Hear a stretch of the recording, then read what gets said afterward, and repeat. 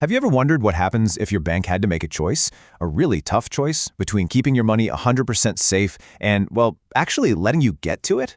It sounds crazy, right? But that impossible choice is at the very heart of a fundamental rule for how the internet works. It's called the CAP Theorem. So let's break down what it is and why it affects pretty much every single app you use every day. Instead of starting with some super dry definition, let's kick things off with a puzzle. It's a real-world scenario that system designers and engineers have to wrestle with all the time.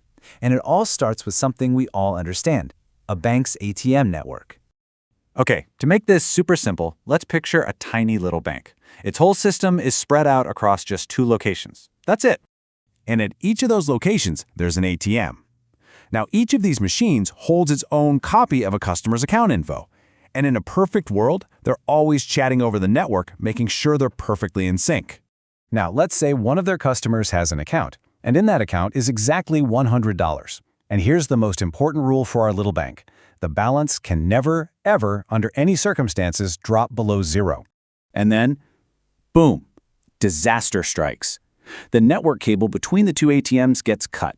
Figuratively speaking, the connection is completely gone. They are totally isolated from each other. They're flying blind. Okay, this is where it gets really interesting. Our customer, who has no idea the network is down, walks up to each one of those isolated ATMs and tries to withdraw the full $100. Now, because the ATMs can't talk to each other, neither one knows about the other withdrawal request. The bank is now stuck. It has to make a very, very difficult decision. To figure out the bank's dilemma, we first need to get our heads around the 3 core principles that every big, distributed system has to juggle. These are literally the building blocks of the CAP Theorem. First up is consistency. This is a simple but powerful idea. It just means that every part of the system has the exact same up-to-date view of the data. If you ask either ATM for the account balance, you get the same correct answer every time. It's all about having a single source of truth. Next, we've got availability. And this one's pretty much what it sounds like. It means the system is always online, it's always ready to help you.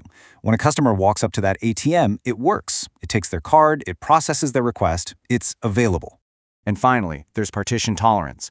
This is all about the system's ability to keep on chugging even when the network breaks, what we call a partition, just like the one our poor little bank is dealing with right now. So you put these 3 big ideas together: consistency, availability, and partition tolerance, and that's it. That is the CAP Theorem. It's really a foundational principle for any system that's spread out across more than one computer, which, let's be honest, is most of the internet today. So here's where it gets tough. Here's the big trade-off.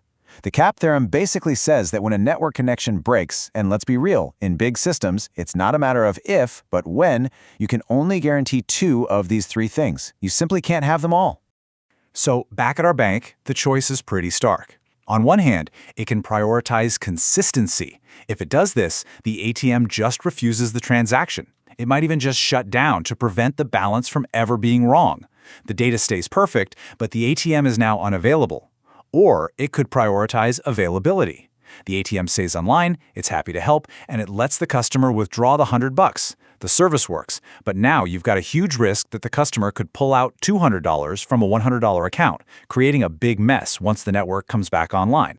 So yeah, for a bank, consistency is probably king. But there's no single right answer for every system out there. The best choice totally depends on what that system is trying to do. So let's think about a different kind of system, like your favorite social media app. If a social media app's network breaks, it has the exact same choice. It could go for consistency and just turn off the ability to post comments until everything's fixed. Or it could choose availability and let you keep posting even if your new comment might not show up for everyone else for a few seconds or even a few minutes. For social media, having a feed that's slightly out of sync for a short time is usually a totally acceptable trade-off to keep the whole service up and running. So, the theorem makes it sound like this really stark, brutal choice, right? You either pick consistency or you pick availability. But in the real world, things are a lot messier. Engineers have found that the choices aren't always so black and white. The CAP theorem is an amazing mental model. It's a fantastic way to frame the problem, but it's not the whole story. In the real world, designers aren't just flipping a switch between C and A. They're constantly turning dials, trying to find that perfect balance for what their users actually need. A much more realistic approach is kind of a hybrid one. Our bank doesn't have to just shut down entirely. Instead, when the network fails, it could go into a limited mode. Sure, you can check your balance, maybe even take out 20 bucks. But trying to make a huge withdrawal? Nope, sorry, that's blocked until the network is stable again. It's a smart, hybrid solution. So, does all this nuance mean the theorem is useless? Absolutely not. Not at all. It is still an incredibly powerful tool. It forces designers and engineers to sit down, have a serious conversation, and think through the really big trade-offs their system has to make when, not if, but when the network inevitably fails. The CAP theorem gives us this amazing framework for designing systems that can survive failures, but it also makes you wonder about a deeper question. It only really talks about the choices we have to make when things are broken. What about all the choices we have to make every single second the system is running perfectly fine? Well, that opens up a whole other world of fascinating trade-offs, but that, my friends, is a story for another explain.